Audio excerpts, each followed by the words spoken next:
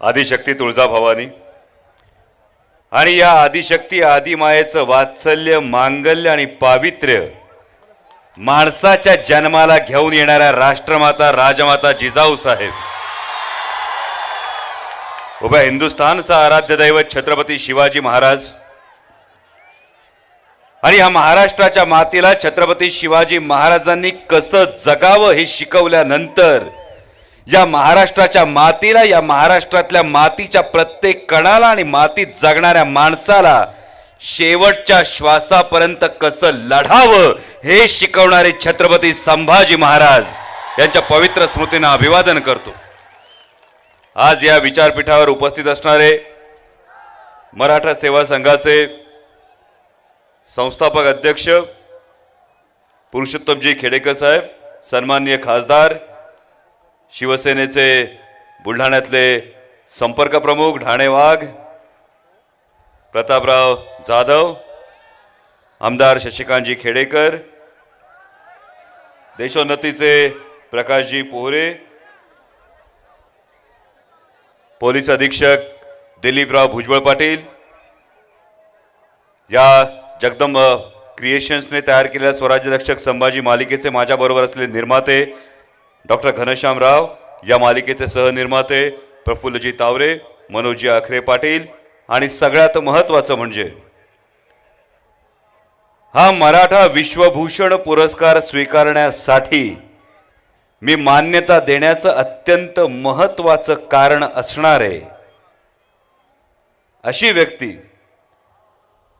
कारण हा पुरस्कार स्वीकारणं खरं तर पुरस्कार फार मोठा आहे, मी फक्त एक कलाकार आहे, मी फक्त एक मुखवटा घेऊन समोर जातो, पण मी मुखवटा घेऊन समोर जातो, मी आभासी जगात जगतो, आभासी जगात जगत असताना मी राष्ट्रनिष्ठा जागवणाऱ्या महापुरुषांची चरित्र सांगण्याचं काम करतो, पण हा विचार स्वतःच्या आचरणात रुजवून साक्षात मृत्यूशी दोन हात करून सर्जिकल स्ट्राईक करणारे मराठा विश्वभूषण लेफ्टनंट जनरल राजेंद्रजी निंभोरकर साहेब आणि आज या राष्ट्रमाता जिजाऊ जन्मोत्सवानिमित्त मातृतीर्थावर जमलेले आपण सर्वजण, सगळ्यांना जय शिवराय।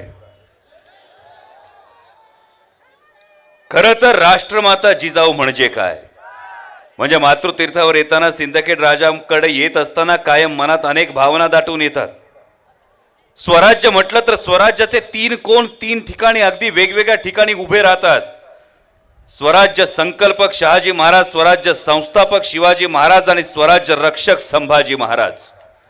आणि स्वराज्याच्या या तीन कोणांमध्ये खरोखर प्रश्न पडतो तो म्हणजे राष्ट्रमाता जिजाऊ साहेबांचं नक्की स्थान कोणतं। आणि बारकाईने बघितलं तर स्वराज्याचे हे तीन कोण जोडणारी एक समान रेषा येते, ती समान रेषा म्हणजे राष्ट्रमाता जिजाऊ। जेव्हा स्वराज्य संकल्पक शहाजी महाराजांबरोबर जिजाऊ मासाहेबांचा विचार केला जातो तेव्हा जिजाऊ मासाहेब या त्याग आणि समर्पणाचं एक मूर्तिमंत प्रतीक म्हणून समोर उभ्या राहतात।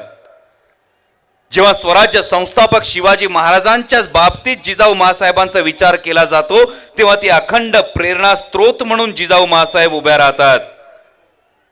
आणि जेव्हा स्वराज्य रक्षक संभाजी महाराजांच्या बाबतीत जिजाऊ मासाहेबांचा विचार केला जातो तेव्हा आजीची वात्सल्य मूर्ती, दुधापेक्षा साईचं जास्त अप्रूप वाटणारी आजी, त्या वात्सल्याचा कमंडलू घेऊन, त्या वात्सल्याचा मंगल कलश घेऊन आदर्शाची वाट दाखवणारी आजी म्हणून जिजाऊ मासाहेब उभ्या राहतात।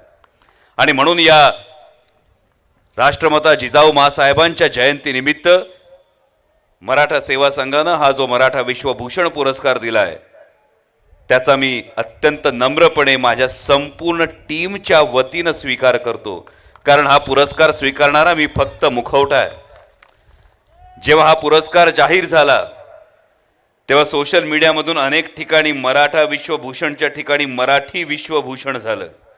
अनेकांकडून मेसेज आल्याने मला वाटलं कदाचित मराठा सेवा संघाची काम करण्याची जी पद्धत आहे त्या पद्धतीला महाराष्ट्रानं दिलेली ही एक वेगळी मानवंदना आहे। कारण जेव्हा मराठा या शब्दाच्या वर जेव्हा छत्रपतींच्या जेरेटोपाच्या आकाराची, जिजाऊ मासाहेबांच्या डोईवरच्या पदराच्या आकाराची वेलांटी लावली जाते, तेव्हा मराठाचा मराठी कधी होतो ते समजत नाही, आणि तो मराठी मात्र काळजात उतरल्याशिवाय राहत नाही. माझ्या संपूर्ण टीमच्या वतीनं हा पुरस्कार स्वीकारला. याचं फार महत्वाचं कारण अशासाठी की जिजाऊ मासाहेबांनी नेमकं स्वराज्याला काय दिलं, जिजाऊ मासाहेबांनी नेमका कुठला संस्कार छत्रपती शिवाजी महाराजांना दिला. तर मला वाटतं जिजाऊ मासाहेबांनी सगळ्यात मोठा संस्कार या स्वराज्याला दिला, छत्रपती शिवाजी महाराजांना दिला. तो म्हणजे जगाच्या पाठीवर अनेक राजे आले, अनेक राजे गेले, अनेकांची साम्राज्य उभी राहिली, कित्येकांची साम्राज्य ही कदाचित छत्रपती शिवाजी महाराजांच्या तुमच्या आमच्या स्वराज्यापेक्षा कितीतरी पटीनं मोठी होती. तरी सुद्धा 350 वर्षांनंतर छत्रपती शिवाजी महाराज आणि छत्रपती संभाजी महाराज नाव घेतलं की मान आदरानं झुकते. याचं फार महत्वाचं कारण म्हणजे राष्ट्रमाता जिजाऊ मासाहेबांनी या स्वराज्याला दिलेलं नैतिक अधिष्ठान. राष्ट्रमाता जिजाऊ मासाहेबांनी स्वराज्याला काय दिलं, तर राष्ट्रमाता जिजाऊ मासाहेबांनी या स्वराज्याला नीतिमत्ता दिली. राष्ट्रमाता जिजाऊ मासाहेबांनी या स्वराज्याला संस्कार दिला. राष्ट्रमाता जिजाऊ मासाहेबांनी स्वराज्याला हे नैतिक अधिष्ठान दिलं, ज्या अधिष्ठानामुळे परस्त्री ही मातेहूनही सुंदर वाटू लागली आणि परस्त्रीला माता मानण्याची एक भावना मराठी मनात जागी झाली. त्यामुळे जिजाऊ जयंतीला इथे माता भगिनी आलेल्या आहेत. त्यामुळे जय जिजाऊ जय शिवराय म्हणत असताना कायम एक गोष्ट लक्षात ठेवावी की शिवराय म्हणायच्या आधी जिजाऊ घ्यावं लागतं नाव. जर जिजाऊ असतील तर शिवराय घडतील, जर जिजाऊ पाठीशी उभ्या राहिल्या तर शिवराय उभे राहतील, आणि जर जिजाऊ जन्मत राहिल्या तर शिवराय जन्माला येण्याची संधी निर्माण होत राहील. त्यामुळे या जिजाऊंना तुमच्या माझ्या प्रत्येकाच्या घरात जिजाऊ असते. फक्त 12 जानेवारीला मातृतीर्थावर आल्यानंतर सिंदखेड राजाला मस्तक टेकवल्यानंतर जिजाऊंचा जय जयकार करणार असाल तर येऊ नका मातृतीर्थावर.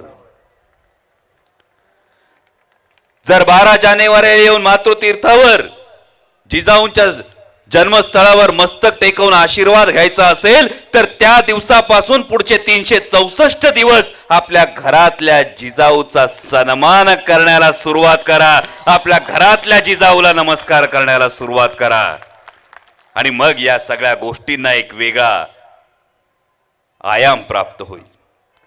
जो पुरस्कार मी स्वीकारला तो जिजाऊंनी एक दुसरा संस्कार दिला या महाराष्ट्राच्या मातीला. मगाशी बनबरे सरांनी सांगितलं की हा पुरस्कार देत असताना जातीचं मुळीच बंधन नाही. मला महत्वाची गोष्ट हीच वाटते की कोणत्या जातीत जन्माला यावं, कोणत्या धर्मात जन्माला यावं, कोणत्या पंथात जन्माला यावं, कोणत्या प्रांतात जन्माला यावं हे माझ्या हातात कधीच नसतं. त्यामुळे 2 पर्याय ठेवतो तुमच्या समोर. पहिला पर्याय, मी अमुक जातीत, अमुक धर्मात, अमुक पंथात, अमुक प्रांतात जन्माला आलो, याचा अहंकार किंवा न्यूनगंड बाळगणं हा पहिला पर्याय. आणि दुसरा पर्याय, मी कुठल्याही जातीत, कुठल्याही धर्मात, कुठल्याही पंथात, कुठल्याही प्रांतात जन्माला आलो तरी माझ्या कर्तृत्वानं माझ्या व्यक्तिमत्व अशा उंचीवर नेऊन ठेवेन की माझा माझ्या जातीला, माझा माझ्या पंथाला, माझा माझ्या प्रांताला आणि माझा माझ्या राष्ट्राला अभिमान वाटेल. कुठला पर्याय निवडणार आहात? दुसरा? माझ्या भावांनो, हा दुसरा पर्याय निवडला जातोय. आणि म्हणूनच माझी जी स्वराज्य रक्षक संभाजी या मालिकेची संपूर्ण टीम आहे, या संपूर्ण टीम मध्ये 18 पगड जातीची माणसं आहेत, आणि 18 पगड जातीची माणसं एक झालीत म्हणजे कोणत्या जाती जमातीचा माणूस नाही माहित नाही, कारण आम्ही एकमेकांना आडनावांनी हाक मारतच नाही. आम्ही एकमेकांना आडनावाने हाक मारतच नाही. आम्ही नाव हाक मारतो ती फक्त नावानं मारतो, कारण आदरणीय शिवसेना प्रमुख बाळासाहेब ठाकरेंनी आमच्यावर एक संस्कार केलेला आहे. आणि तो संस्कार आहे की जात पाठीला जन्मानिशीच पाठीला चिकटून येते, ती पोटाला कधी चिकटवू नका. हा हिंदू हृदय सम्राट बाळासाहेब ठाकरेंनी केलेला संस्कार आज आम्ही जगतो, कारण हा संस्कार या महाराष्ट्राच्या मातीत जिजाऊ माँसाहेबांनी रुजवलाय. हा संस्कार या महाराष्ट्राच्या मातीत छत्रपती शिवाजी महाराजांनी रुजवलाय. आणि म्हणून या माझ्या संपूर्ण टीमच्या वतीनं स्वराज्य रक्षक संभाजी मालिकेच्या जे प्रसारक आहेत ते झी मराठीच्या वतीनं, आणि सगळ्यात महत्वाचं म्हणजे जर वडिलांनी लेकराला खांद्यावर उचलून घेतलं तर लेकराची उंची वाढते, या न्यायानं महाराष्ट्रातल्या तमाम तुम्ही शिवशंभू भक्तांना स्वराज्य रक्षक संभाजी मालिका उचलून धरली म्हणून ती लोकप्रिय होती. म्हणून तुमच्या सगळ्यांच्या वतीनं मी नम्रपणे हा पुरस्कार स्वीकारतो. हा पुरस्कार दिल्याबद्दल मी मराठा सेवा संघाचे मनपूर्वक आभार मानतो. तुमचं सर्वांचं स्वराज्य रक्षक संभाजी मालिकेवरचं प्रेम असंच कायम सुरू ठेवा. कारण एक गोष्ट सांगतो, दूरचित्रवाणी आल्यापासून, टेलिव्हिजन आल्यापासून टेलिव्हिजनच्या इतिहासात असं कधीही घडलं नव्हतं. छत्रपती संभाजी महाराजांचा इतिहास दूरचित्रवाणीवर सांगण्याचा प्रयत्न आजतागायत कधीही झाला नव्हता. झी मराठी वाहिनीचे मनपूर्वक आभार आहेत की पहिल्यांदा झी मराठी वाहिनीच्या माध्यमातून स्वराज्याच्या दुसऱ्या छत्रपतींचा इतिहास हा प्रत्येकापर्यंत पोहोचवला जातोय. आणि हा इतिहास पोहोचवत असताना दोन व्यवधानं कायम आम्हाला बाळगावी लागतात. घरातल्यांची जेवणाची वेळ झाली म्हणून भाकरी भाजणाऱ्या, भाजी चिरणाऱ्या आणि भाजी चुलीवर टाकणाऱ्या माऊलीला सुद्धा माझे संभाजी महाराज कळले पाहिजेत, आणि प्रकांड पंडित अभ्यासक असलेल्या इतिहास संशोधकाला सुद्धा संभाजी महाराज आपलेसे वाटले पाहिजेत. या दोघांचा समन्वय साधून मनोरंजनातून इतिहास मांडण्याचा आम्ही प्रयत्न करतोय. महाराष्ट्रातली जनता ती गोड मानून घेते. तुम्ही सगळ्यांनी ही मालिका डोक्यावर घेतली. हे प्रेम असंच सुरू ठेवा. सगळ्यांच्या वतीनं शब्द देतो. मगाशी संभाजीराजांनी सांगितलं, संभाजीराजा छत्रपतींना मी परवा फोन केला होता. परवा त्यांना एक मनातली संकल्पना बोलून दाखवली होती. वेळी स्वप्न बघायची सवय लागली आहे. छत्रपती शिवाजी महाराजांवर भक्ती ठेवली, छत्रपती संभाजी महाराजांवर निष्ठा ठेवली की माणसाला एक वेगळं व्यसन लागतं, ते म्हणजे आभाळा एवढी स्वप्न बघण्याचं. तसं आणखी एक स्वप्न बघितलंय, पूर्ण होईल की नाही आत्ता माहीत नाही. म्हणून त्यांना सांगितलं होतं की एक इच्छा आहे, छत्रपती संभाजी महाराजांचा राज्याभिषेक या प्रसंगाचं शूटिंग रायगडावर होईल का?